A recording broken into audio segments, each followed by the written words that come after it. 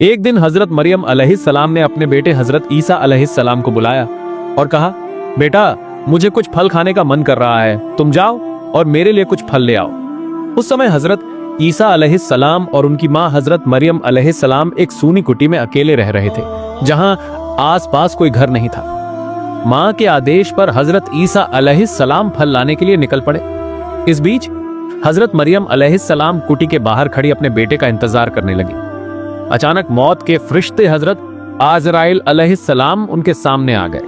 हजरत मरियम अलैहिस्सलाम यह देखकर बहुत डर गई और आतंकित स्वर में पूछा, आप कौन हैं और यहाँ किस मकसद से आए हैं? तब फरिश्ते हजरत आजराइल अलैहिस्सलाम ने कहा, मैं मौत का फरिश्ता आजराइल हूँ। अल्लाह के आदेश पर मैं आपकी आत्मा लेने आया हूँ। इस दुनिया में आपके जीने का समय खत्म हो गया है, अब आपको परलोक की यात्रा के लिए तैयार होना होगा। हजरत मरियम अलैहिस्सलाम ने यह सुनकर बहुत उदास होकर कहा, हे फरिश्ता, मुझे थोड़ी देर का वक्त दे। मैंने अपने प्यारे बेटे को फल लाने के लिए बाग में भेजा है, वह जल्दी लौट आएगा। मैं चाहती हूं कि उससे एक बार मिल लूं और उसे कुछ उपदेश दे दूं। हजरत मरियम अलैहिस्सलाम ने विनती करने लगी, कृपया थोड़ी देर इंतजार करें, जब वह लौटे तब आप मेरी आत्मा लीजिए। हजरत आजराइल अलैहिस्सलाम ने कहा, हे ईसा की माँ, मुझे इस काम में एक पल की भी देरी करने की इजाजत नहीं है। अल्लाह रब्बुल आलमीन ने हर जीव के मरने का समय निर्धारित किया है और उसी समय के भीतर उसे मृत्यु को प्राप्त होना होगा। हजरत मरियम अलैहिस्सलाम ने कहा, मैं मौत से नहीं डरती और मैं अल्लाह के आदेश का उल्लंघन नहीं करती, लेकिन दुख की बात यह है कि मैं अपने बेटे को कोई भी बात कह नहीं पाई और न ही उसे एक बार देख पाई। फिर भी अल्लाह जो करता है वह सब अपने बंदे की भलाई के लिए करता है। इसके बाद उन्होंने हजरत आजराइल अलैहिस्सलाम को अपनी आत्मा लेने की इजाजत दे दी। फरिश्ता ने समय पर हजरत मरियम अलैहिस्सलाम की आत्मा ले ली।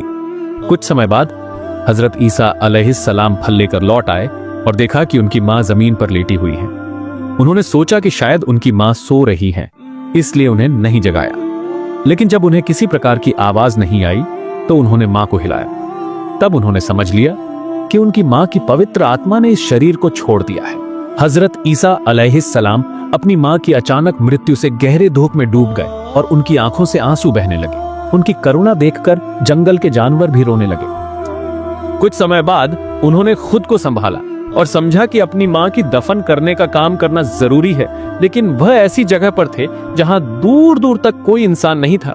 इसलिए अपनी मां के दफनाने में मदद के लिए कुछ लोगों की तलाश में निकल पड़े। कुछ दूरी पर उन्होंने कुछ लोगों को देखा जो उनकी तरफ आ रहे थे। उन्होंने उन्हें अपनी मां की मृत्यु की खबर दी और मदद की गुहार लगाई। वे लोग बोले, हे अल्लाह के नबी, हम असल में इंसान नहीं हैं बल्कि अल्लाह के फरिश्ते हैं। हम आपकी मां के दफनाने में मदद करने के लिए जन्नत से आए हैं। फिर हजरत ईसा अलैहिस्सलाम ने फरिश्तों के साथ मिलकर अपनी मां का दफन करने का काम पूरा किया। कुछ समय बाद हजरत ईसा अलैहिस्सलाम बायतुल मुकद्दस वापस लौट आए। वहां कुछ समय बाद अल्लाह ने उन पर वही नाजिल की और उन्हें नई शरिया और इंजील किताब दी।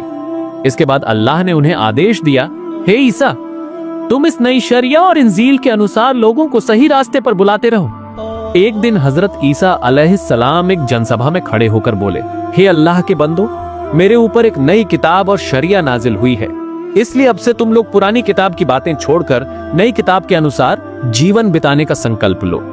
हजरत ईसा अलैहिस्सलाम की ये बातें सुनकर बनी इस्राइल के लोग बहुत गुस्से में आ गए।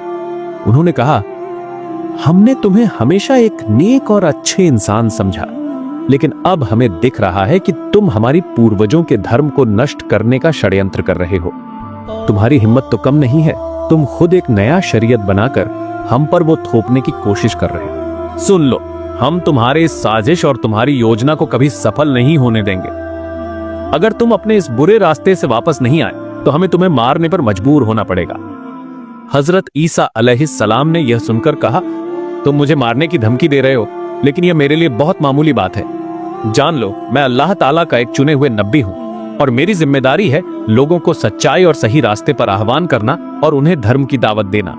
इसलिए मैं तुम लोगों से इस सच्चे रास्ते को अपनाने की खास तौर पर अपील करता हूं, वरना तुम पर वही सजा आएगी जो पहले अन्य उम्मतों पर आई थी। फिर जब इस नए शरीयत की बात फैलने लगी तो बनी इस्राइल के बीच में तरह तरह की चर्चाएं और आलोचनाएं होने लगी। कुछ बागी लोग नबी के खिलाफ हो गए जबकि कुछ लोग हजरत ईसा अलैहिस्सलाम के पास आकर कलिमा पढ़कर इस्लाम धर्म को अपनाने लगे। नबी ने अपने अनुयायियों के सामने कई मौजिज़े पेश किए, जैसे कि मरे को जिंदा करना, जन्म से अंधे को ठीक करना, कुष्ठ रोगी को स्वस्थ करना और मिट्टी से पक्षी बनाकर उसमें जान डालना। इन चमत्कारों को देखकर कई लोग सच्चाई के रास्ते पर लौट आए, लेकिन जो लोग जिद्दी और दुर्भाग्यशाली थे वे इतने स्पष्ट प्रमाण देखने के बाद भी नबी के खिलाफ बने रहे। जब नबी के विरोधी बनी इसराइल ने हजरत ईसा अलैहिस्सलाम को मारने की साजिश करने लगे तो उनके मुस्लिम अनुयायियों ने उन्हें चेतावनी दी, तुमने पहले हजरत जकरिया और हजरत याहिया अलैहिस्सलाम को मार डाला था और अब तुम हजरत ईसा अलैहिस्सलाम को मारना चाहते हो। यह कौम के लिए एक खतरनाक और बेख्तर प्रक्रिया है, तुम इस साजिश से वापस आओ। हजरत ईसा अलैहिस्सलाम निसंदेह अल्लाह के एक खास नबी हैं। उन्होंने जो मौजिज़े दिखाए हैं वे उनकी नबूवत के सबूत के लिए काफी हैं। एक दिन हजरत ईसा अलैहिस्सलाम एक जनसभा में आए और कहा, हे अल्लाह के बंदो, अल्लाह ताला ने हजरत मूसा अलैहिस्सलाम को शनिवार को इबादत के दिन के लिए तय कर दिया था और उन्होंने मुझे रविवार दिया है, इसलिए रविवार को तुम सारे कामकाज और व्यापार छोड़कर सिर्फ अल्लाह रब्बुल आलमीन की इबादत करो। इस दिन तुम अल्लाह ताला की किताब को पढ़ोगे, लोगों को अच्छे काम करने का आदेश दोगे और बुरे कामों से रोकोगे। किसी भी प्रकार की दुनियावी कामों में ध्यान नहीं देना चाहिए। अगर तुम इस हुक्म का पालन नहीं करते तो अल्लाह रब्बुल आलमीन तुमसे नाराज होंगे और तुम पर उनकी सजा, मुसीबत और कठिन अजाब आने की संभावना बढ़ जाएगी। इसलिए हे बनी इसराइल समुदाय, तुम मेरी इस दावत को कबूल करो और ध्यान से इस नियम का पालन करो। उन्होंने आगे कहा, हे बनी इसराइल के भाइयों, मैं तुम्हें एक और खुशखबरी देना चाहता हूं। तुम जान लो, अल्लाह रब्बुल आलमीन ने जो किताब मुझ पर नाजिल की है, मैं उसके आदेश को लागू करने के लिए दिन रात कोशिश करूंगा। लेकिन मेरे बाद तुम लोगों के पास एक और महान नबी आएंगे। मैं तुम्हें उसकी खुशखबरी दे रहा हूं। उसका नाम मोहम्मद होगा। वह दुनिया का सबसे श्रेष्ठ और अंतिम नबी होगा। जो भी तुम में से उसके जमाने में मौजूद होगा वह जरूर उसकी दीनी और धर्म को अपनाएगा। जो उसकी बात मानेगा वह सबसे अधिक सम्मानित होगा। उसके ऊपर एक महान किताब उतारी जाएगी जिसका नाम होगा अल कुरान। जो भी वह कुरान पढ़ेगा और उसके अनुसार काम करेगा वह अनगिनत सवाब और इज्जत का हकदार होगा।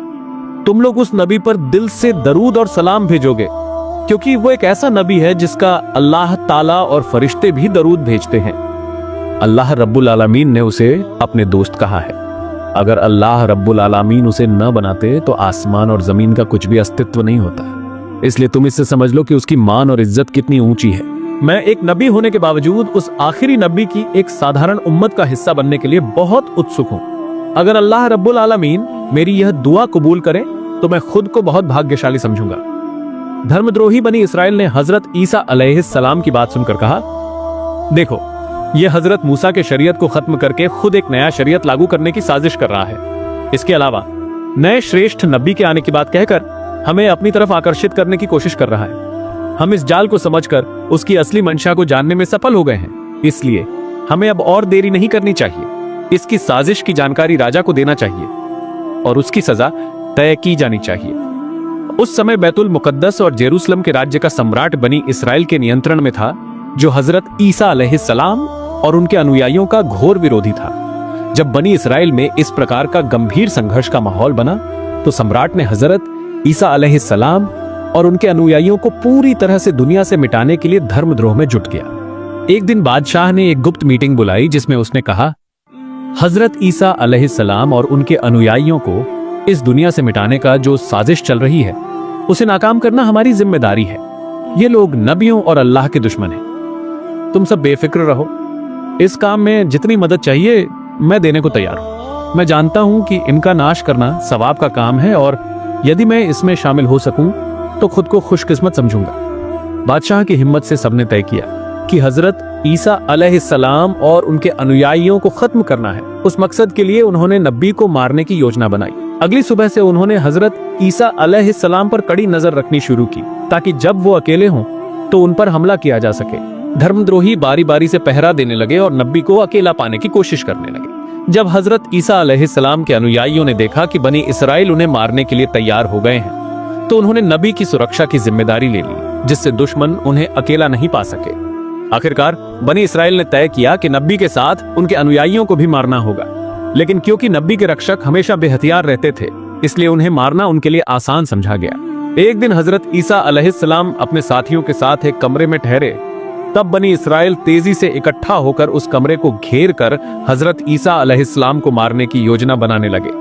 इसी वक्त अल्लाह ने अपना फैसला सुनाया कि वो अपने नबी को आसमान पर उठा लेगा। अल्लाह ताला ने हजरत पहले जिब्राइल अलैहिस्सलाम को आदेश दिया, जाओ मेरे नबी को इज्जत के साथ आसमान पर ले आओ। हजरत जिब्राइल अलैहिस्सलाम तुरंत कमरे के छत के पार होकर हजरत ईसा अलैहिस्सलाम के पास पहुंचे और कहा, हे नबी, अल्लाह ने आपके बारे में अंतिम फैसला किया है, आपको अभी मेरे साथ आसमान में जाना होगा। हजरत ईसा अलैहिस्सलाम ने अल्लाह के आदेश को स्वीकार किया और जिब्राइल अलैहिस्सलाम के साथ आसमान में जाने की तैयारी करने लगे। अलबिदायाह वान निहायाह में लिखा है कि हजरत जिब्राइल अलैहिस्सलाम ने हजरत ईसा अलैहिस्सलाम को एक सफेद बादल पर बैठाकर आसमान में ले गए। इस बीच बनी इसराइल उस कमरे को लंबे वक्त तक घेरे रहे। जब उन्हें लगा कि हजरत ईसा और उनके अनुयायी बाहर नहीं आ रहे, तो उनके सरदार ने एक खुली तलवार लेकर कमरे के अंदर कूद पड़ा। उसने कमरे के हर कोने में हजरत ईसा अलैहिस्सलाम को खोजना शुरू किया, लेकिन कहीं भी उनका कोई पता नहीं मिला। इसी समय हजरत जिब्राइल अलैहिस्सलाम ने उस सरदार के चेहरे पर एक फूंक मारी, जिससे उसका चेहरा हजरत ईसा अलैहिस्सलाम के चेहरे में बदल गया। जब वह बाहर आया तो बनी इसराइल ने उसे हजरत ईसा समझकर पकड़ लिया और उस पर जबरदस्त मारपीट शुरू कर दी। सरदार कुछ समझ नहीं पाया और चिल्लाने लगा, भाइयों, तुम क्या कर रहे हो? तुम मुझे क्यों मार रहे हो? क्या तुम मुझे पहचान नहीं रहे? मैं तुम्हारा सरदार हूं। मैंने हजरत ईसा को हर जगह खोजा, लेकिन उन्हें कहीं नहीं पाया। तुम उन्हें नहीं पा सके और अब मुझको मारना चाहते हो। बनी इसराइल उसकी बात सुनकर हंसने लगे और बोले, चुप रह, अगर तू हमारा सरदार है तो ईसा कहां गया है? अपनी जान बचाने के लिए तू अब बहाने बना रहा है। बनी इसराइल के सरदार को समझ नहीं आया कि उसका चेहरा हजरत ईसा का हो गया है, इसलिए वो फिर चिल्लाकर बोला, भाइयों, तुम मुझ पर हमला कर रहे हो, ये गलत है। मैं यहां उस आदमी को मारने आया हूं जो कहीं नहीं मिला। शायद वो जादूगर है और सबकी आंखों में धूल झोंक कर भाग गया, लेकिन किसी ने उसकी बात नहीं सुनी। बनी इसराइल ने कुछ देर तक उस पर जुल्म किया और फिर उसे सूली पर चढ़ाने के सभी इंतजाम कर लिए। जब बनी इसराइल के सरदार ने देखा कि लोग उसे सूली पर चढ़ाने के लिए पूरी तरह तैयार हैं, तो वह चिल्लाकर बोला, हे बनी इसराइल के भाइयों, मैं खुदा की कसम खाकर कहता हूं, मैं तुम्हारा सरदार हूं। मुझे नहीं पता कि मेरा चेहरा कैसे बदल गया। अगर तुम मुझे अलग मान रहे हो तो लगता है ये ईसा की कोई अल्लाह की कृति है। मेरा मानना है ईसा अल्लाह के सही नबी थे और अल्लाह उन्हें सुरक्षित रखने के लिए शायद कुछ कर रहे हैं। जब बनी इसराइल के सरदार ने कहा कि हजरत ईसा अलैहिस्सलाम अल्लाह के सच्चे नबी हैं, तो बनी इसराइल और गुस्से में आ गए और उन्होंने बिना देर किए अपने सरदार को सूली पर चढ़ा दिया। उनका सरदार सूली पर चढ़ाकर बचाओ बचाओ चिल्लाने लगा, लेकिन किसी ने उसकी पुकार नहीं सुनी। फिर उन्होंने उसे सूली पर चढ़ाकर उसकी जान ले ली। इस दृश्य को देखने के लिए वहां काफी लोग जमा हो गए थे। उस समय ज्यादातर लोगों को लगा कि यह हजरत ईसा नहीं है, बल्कि ये बनी इसराइल के नाफरमान सरदार हैं। फिर कुछ बनी इसराइल को यह भी लगने लगा कि ईसा को ही मार डाला गया है। इस पर उनके बीच बहुत तकरार और तलवारें चलने लगी। ज्यादातर लोग भ्रमित हो गए। कोई कहने लगा कि उन्होंने अपने सरदार को मार डाला, तो कोई कहने लगा कि उन्होंने ईसा को मार डाला।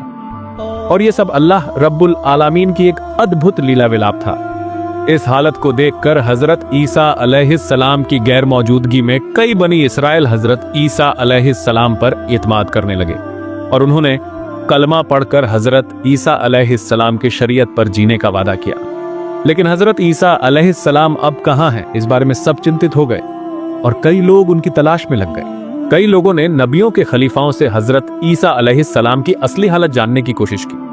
उन्होंने बताया कि अल्लाह रब्बुल आलमीन ने अपने नबी को इज्जत के साथ चौथे आसमां में उठा लिया है। इसके बाद अल्लाह रब्बुल आलमीन ने पवित्र कुरान में हजरत ईसा अलैहिस्सलाम को जिंदा रूप में दुनिया से उठाने का मामला मानव जाति को बता दिया है।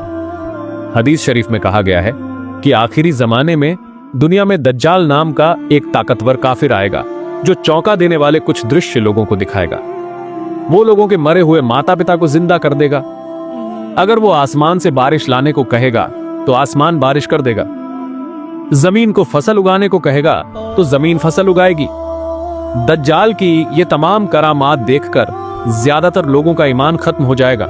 लोग उसके प्रति एतमाद लाएंगे और उसे अल्लाह मानकर विश्वास रखने लगेंगे।